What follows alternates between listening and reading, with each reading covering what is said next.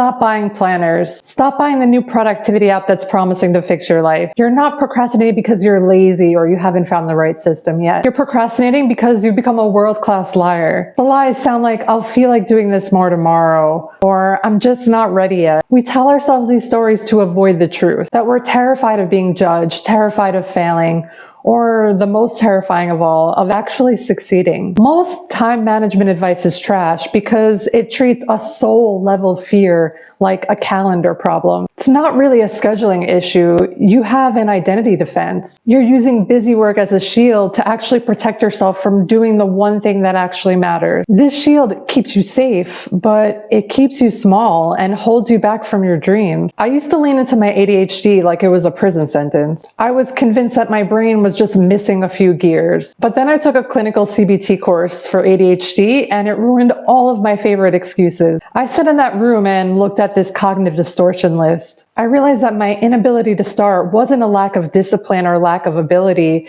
It was largely cognitive errors. I was emotional reasoning, believing that because I felt anxious, because I felt uncomfortable, that the task was actually dangerous. I mistook my internal anxiety for an external warning, and I was trapped in should statements. I spent so much time and energy telling myself that I should be doing something, that I actually had no energy left to do it. Every should was a brick I was adding to a wall, making it even harder for me to climb. My brain wasn't broken. I was just over-indexing on protection. I wasn't lazy. I was just exhausted from all the mental gymnastics I was doing to avoid the thing that actually mattered. Even with the science and this evidence backed by the CBT course, the shame inside me didn't just evaporate. We watch people who just do things. They work, they go to the gym, they make time to socialize, they cook. It seems like they're living life on easy mode while you're still stuck on the loading screen. You feel like an alien because your hardware has just been hijacked by an ancient bodyguard. To that internal bodyguard, finishing that project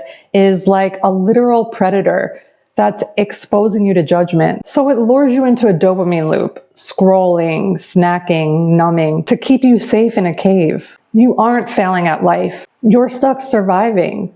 You're stuck in a protective crouch waiting for a blow that's never gonna come. You cannot think your way through a physical shield. You have to reset the hardware. I had to stop trying to be more productive and start doing resistance training for my nervous system. I started using daily candle meditation, not to be more zen, but to build the muscle of staying. When your brain is overwhelmed with thoughts of the past or the future, and you keep trying to come back to focusing on that flame, you are training your focus against the urge to flee. I had cold showers not to be a productivity bro, but because the panic of staying in that cold, freezing water is the same frequency as the panic of doing a high-stakes task that I'm avoiding. By staying in that freezing cold water, despite everything inside of me wanting to get out, I'm proving to that bodyguard that being uncomfortable doesn't mean unsafe. This is how you reclaim the neurochemistry that